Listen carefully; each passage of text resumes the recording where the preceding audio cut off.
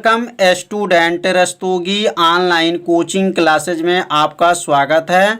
आज क्लास 12 के रसायन विज्ञान चैप्टर का नाम वैद्युत रसायन का यह 12वां भाग है। यदि इसके पिछले भाग आप नहीं देखे हैं तो प्लेलिस्ट में ऑल वीडियो है, वहां से जाकर के उस वीडियो को देख सकते हैं। तो यह प्रतिदिन 7 बजे शाम को यह लाइव क्लास चलता है और 6 बजे भौतिक विज्ञान का लाइव क्लास चलता है। तो दोनों विषय के वीडियो को आप लोग अच्छे से देखिए और एक अच्छे से नोट्स को बना लीजिए। तो इस भाग में हम लोग पढ़ेंगे फैराडे नियतांक। फैराडे नियतांक क्या है इसके बारे में आज अध्ययन करेंगे और इसमें पढ़ेंगे संक्षारण क्या है और संक्षारण के कारण और उसका निवारण क्या है। तो आज के वीडियो को आप लोग पूरा देखिए जिससे आपको अच्छे से समझ में आ जाए। तो फैराडे नियतांक की परिभाषा को ध्यान से समझेंगे कि 1 मोल इलेक्ट्रॉन पर उपस्थित आवेश की मात्रा फैराडे नियतांक कहलाता है। कितने मोल पर? 1 मोल इलेक्ट्रॉन पर उपस्थित जो आवेश की मात्रा होता है उसी को क्या कहेंगे? फैराडे नियतांक कहते हैं। तो यहाँ पे परिभाषा को लिख सकते हैं कि 1 मोल इलेक्ट्रॉनों 1 मोल इलेक्ट्रॉनों पर उपस्थित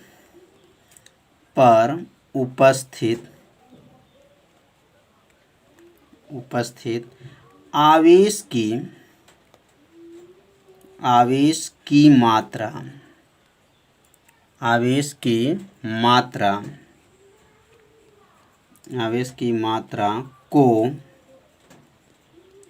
फैराडे नियतांक कहते हैं। फैराडे नियतांक कहते हैं। तो कितना आसान परिभाषा है, बस थोड़ा सा ध्यान देंगे परिभाषा याद हो जाएगा। तो 1 मोल इलेक्ट्रॉनों पर उपस्थित आवेश की मात्रा फैराडे नियतांक कहते हैं।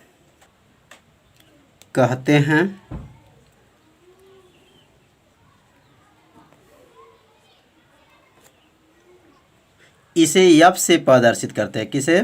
इसे F से प्रदर्शित करते हैं। फैराडे नियतांक को किससे प्रदर्शित करते हैं? तो F से प्रदर्शित करते हैं। इसका मात्रक जो है कूलाम होता है। इसका मात्रक कूलाम होता है। इसका मात्रक कूलाम होता है। तो यह कई बार कंपटीशन के भी परीक्षा में पूछा जा चुका है कि फैराडे नियतांक का मात्रक क्या होता है। तो याद रखिए फैराडे नियतांक का मात्रक क्या होता है? कूलाम होता है। अब फैराडे नियतांक का सूत्र क्या होता है? तो यहाँ लिख देंगे फैराडे नियतांक की F बराबर होता है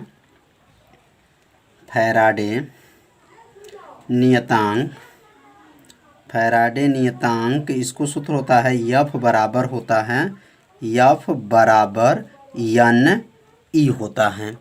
तो फैराडे नियतांक का सूत्र क्या आ गया? F बराबर N E। तो इसमें N का क्या नाम है और E का क्या नाम है?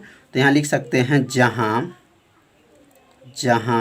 N बराबर क्या नाम है? तो N बराबर नाम है अवोगैड्रो की संख्या।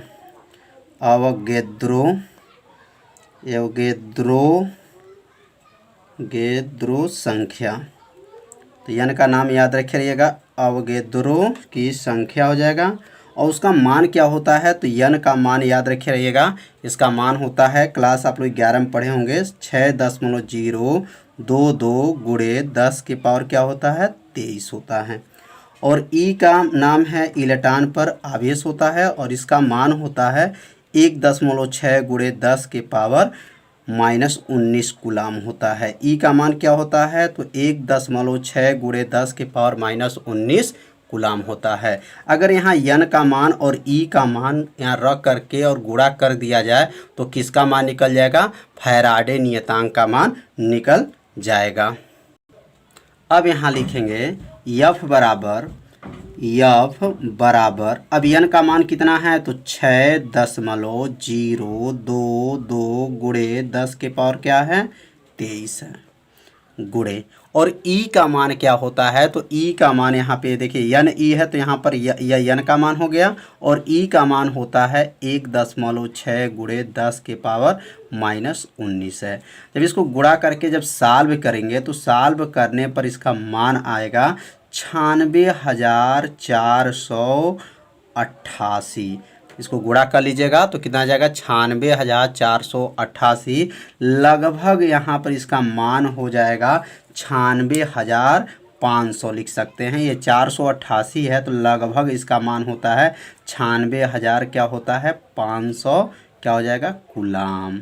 तो फैराडे नियतांक का मान आप लोग याद रख रहिएगा 96,000 क्या होता है 500 कूलाम होता है।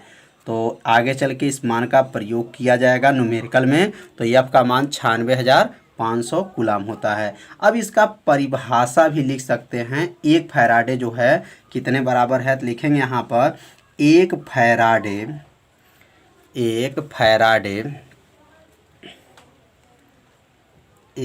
फैराडे मतलब कितना हो जाएगा 96,500 कूलाम। एक फैराडे में कितना कूलाम होता है, तो 96,500 कूलाम। आवेश की वह मात्रा है, आवेश की वह मात्रा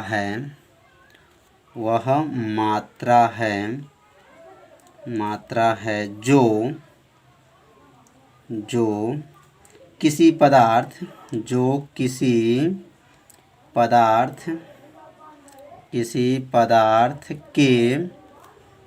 पदार्थ के 1 ग्राम कितना ग्राम 1 ग्राम तुल्यांकी भार, 1 ग्राम क्या लिखेंगे तुल्यांकी भार, 1 ग्राम तुल्यांकी भार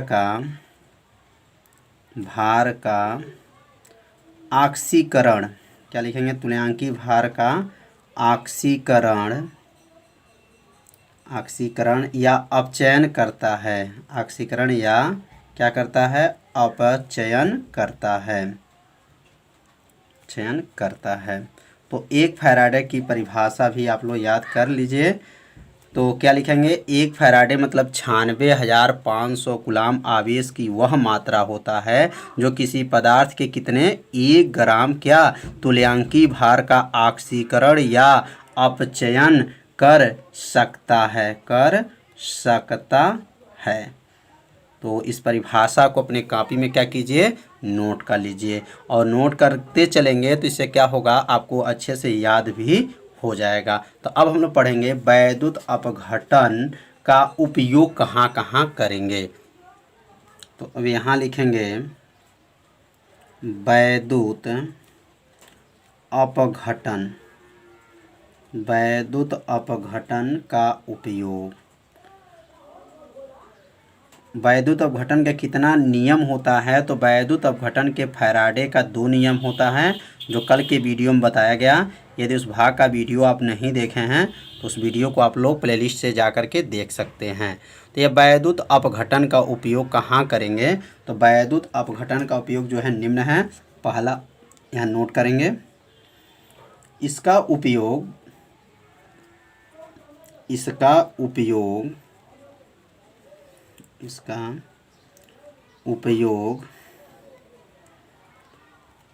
वैद्युत लेपन में किया जाता है। वैद्युत अपघटन का उपयोग कहाँ करते हैं, तो इसका उपयोग क्या करेंगे मतलब इसका उपयोग मतलब वैद्युत अपघटन का उपयोग क्या करेंगे वैद्युत लेपन में होता है। तो पहला तो समझ में आ गया होगा उपयोग कि इसका उपयोग जो वैद्युत का लेपन होता है तो इसमें इसका प्रयोग किया जाता है। अब इसका दूसरा उपयोग समझेंगे। दूसरा उपयोग इसका क्या है, तो यहाँ दूसरा उपयोग लिखेंगे वैद्युत अपघटय का उपयोग। यहाँ लिखेंगे वैद्युत अपघटन का उपयोग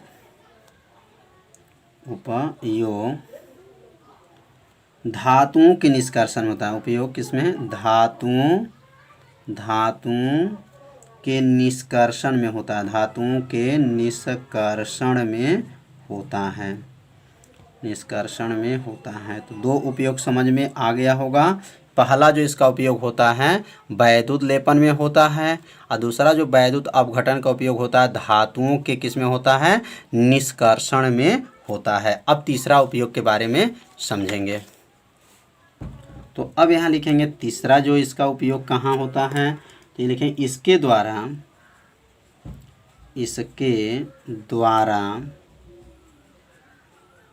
महत्वपूर्ण यौगिक, इसके द्वारा लिखेंगे महत्वपूर्ण यौगिक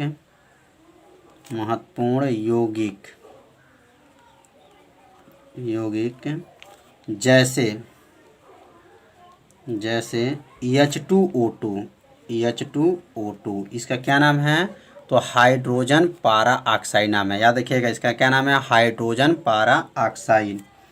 आदि के निर्माण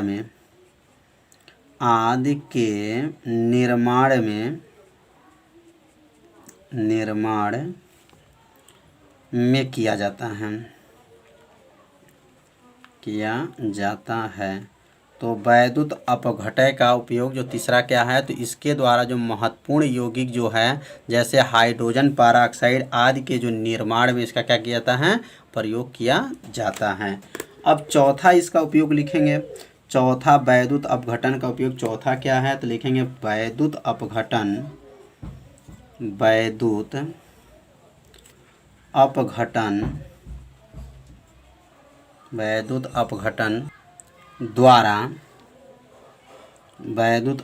द्वारा फ्लोरीन, याद रखेंगे किसका, फ्लोरीन, कामा देंगे क्लोरीन, हाइड्रोजन,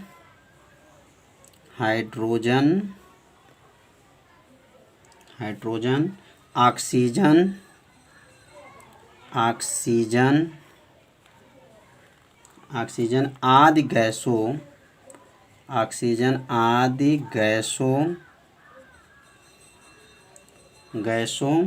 का उत्पादन में किया जाता है। तो चौथा जो इसका उपयोग क्या है, तो वैद्युत अपघटन का जो चौथा उपयोग है, वैद्युत अपघटन द्वारा क्या होगा, फ्लोरीन, क्लोरीन, हाइड्रोजन, ऑक्सीजन आदि गैसों के उत्पादन में क्या किया जाता है, उपयोग किया जाता है। तो समझ में आ गया होगा ये वैद्युत अपघटन का जो है 4 उपयोग था। तो ये चारों उपयोग को अपने कॉपी में क्या कीजिए, नोट कर लीजिए। अब हम लोग पढ़ेंगे संक्षारण क्या होता है। तो यहाँ नोट करेंगे अब संक्षारण मतलब जंग लगना। जैसे लोहे के ऊपर जंग लग जाता है तो जंग लगना को ही विज्ञान में क्या कहते हैं, संक्षारण कहते हैं। तो संक्षारण की परिभाषा क्या होगा, धातुओं का वायु और जल की उपस्थिति में धीरे धीरे क्षय होना ही क्या कहलाता है, संक्षारण कहलाता है। तो यहाँ पे इसकी परिभाषा लिख लेंगे, धातुओं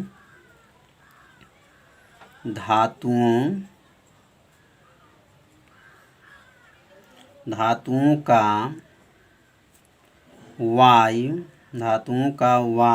और जल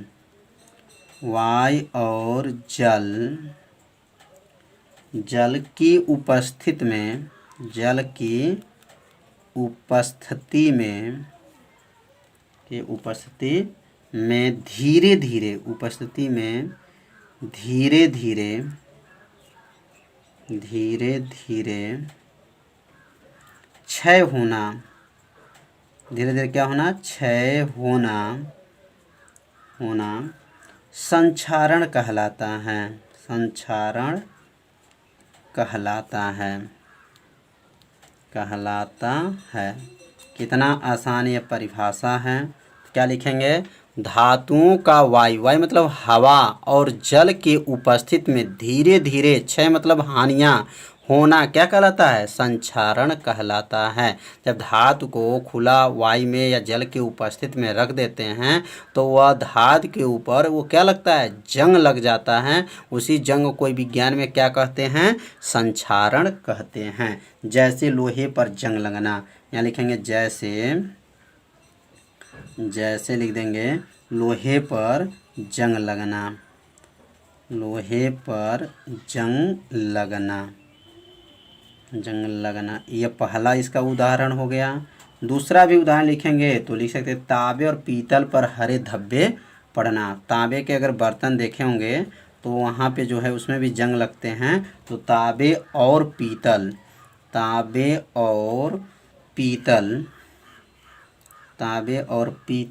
पर हरे रंग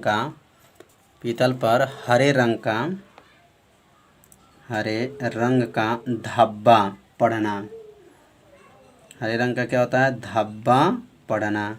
तो ये सब क्या हैं? ये सब किस में आते हैं? संक्षारण में आते हैं। लोहे के ऊपर जंग लग जाता है तो उसको विज्ञान में क्या कहते हैं? संक्षारण कहते हैं। तो इसे अपने कॉपी में क्या कीजिए? नोट भी करते चलिए। अब हम लोग पढ़ेंगे संक्षारण को प्रभावित करने वाले कारक कौन कौन होते हैं। तो यहाँ लिखेंगे संक्षारण के प्रभावित करने वाले कारक। संक्षारण के प्रभावित करने वाले कारक।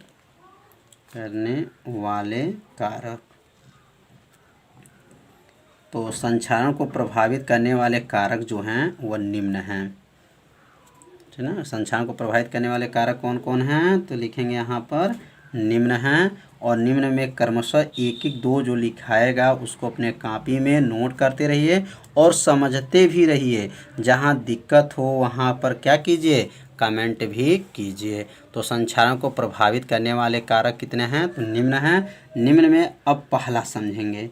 तो पहला क्या है? वायु और आर्द्रता के उपस्थिति में। क्या लिखेंगे?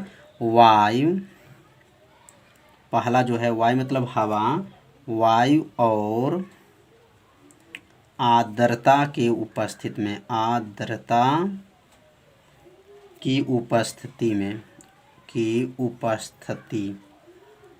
उपस्थिति। यह पहला जो है संक्षारण को प्रभावित करने वाले क्या हैं? कारक हैं। इसका अर्थ क्या है? वायु और आर्द्रता के अगर उपस्थिति में संक्षारण क्या होता है? तेजी से होता है। तो यहाँ इसके नीचे लिख लेंगे वायु और आर्द्रता की उपस्थिति में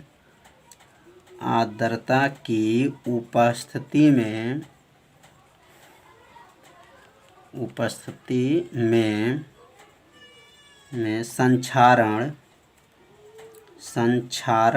तेजी से होता है। क्या होता है? संक्षारण क्या होता है? तेजी से होता है। तो पहला समझ में आ गया होगा कि जो है संक्षारण को प्रभावित करने वाले कारक में पहला जो है वायु और आर्द्रता के जो उपस्थित होता है तो उसमें जो संक्षारण जो होता है मतलब जंग लगना जो होता है वो तेजी से होता है। तो अब दूसरा समझेंगे। अब दूसरा क्या है? तो दूसरा है वैद्युत अपघटय की उपस्थिति में। दूसरा क्या लिखेंगे? वैद्युत अपघटय की उपस्थिति में। वैद्युत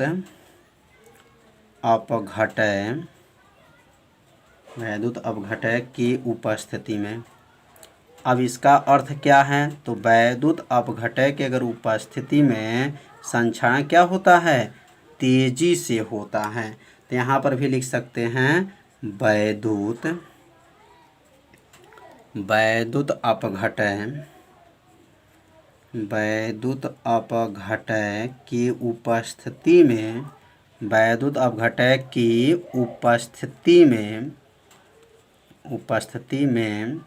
संक्षारण की क्रिया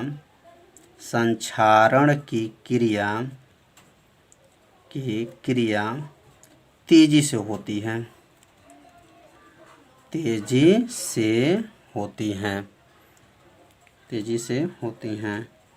तो दो समझ में आ गया होगा। पहला क्या पढ़े हैं? वायु और क्या है? आर्द्रता की उपस्थिति में। दूसरा क्या है? वैद्युत अपघटय की उपस्थिति में। अब हम लोग पढ़ेंगे धातु की क्रियाशीलता पर। तो तीसरा लिखेंगे धातु की क्रियाशीलता।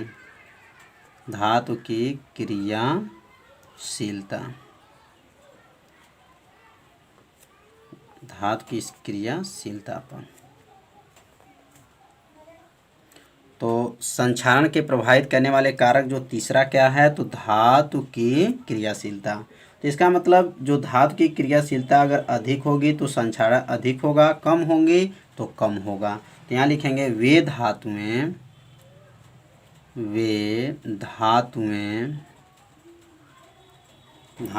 जो बहुत, वे धातुएं जो बहुत क्रियाशील हैं, बहुत क्या है, क्रियाशील होती हैं, क्रियाशील होती हैं, शील होती हैं, उनका संक्षारण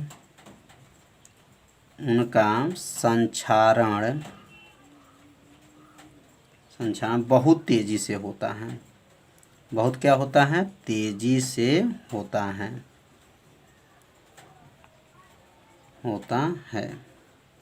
तो समझ में आ गया होगा। वे धातुएं जो बहुत अधिक क्रियाशील, मतलब बहुत अधिक जो क्रियाशील होती हैं, उनका संक्षारण क्या होता है, तेजी से होता है। जबकि कम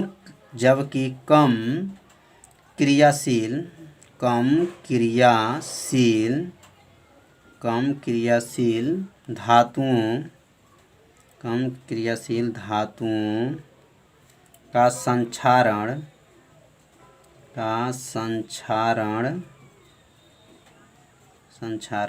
भी कम होता है।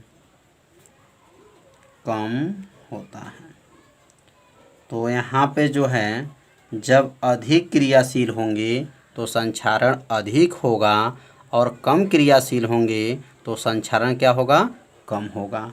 तो समझ में आ गया होगा कि धातु की क्रियाशीलता के बारे में। ये तीन क्या थे, तो संक्षारण को प्रभावित करने वाले क्या थे, कारक थे। अब हम लोग पढ़ेंगे संक्षारण रोकने का उपाय क्या है, मतलब जंग लगने का उपाय कैसे करेंगे कि जंग न लगे। तो यहाँ लिखेंगे संक्षारण रोकने का उपाय। संक्षारण रोकने का उपाय क्या है, तो संक्षारण रोकने का उपाय जो है नोट कर सकते हैं। पहला जो है, धातुओं के ऊपर क्या किया जाए, पेंट कर दिया जाए, तो क्या होगा, संक्षारण क्या होता है, रुक जाएगा। तो संक्षारण को रोकने का उपाय जो है आप नीचे लिख सकते हैं, निम्न है। और यहाँ जो है पहला जो लिख सकते हैं, पहला धातुओं के पृष्ठ पर पेंट करके, धातुओं के पृष्ठ पर पेंट करके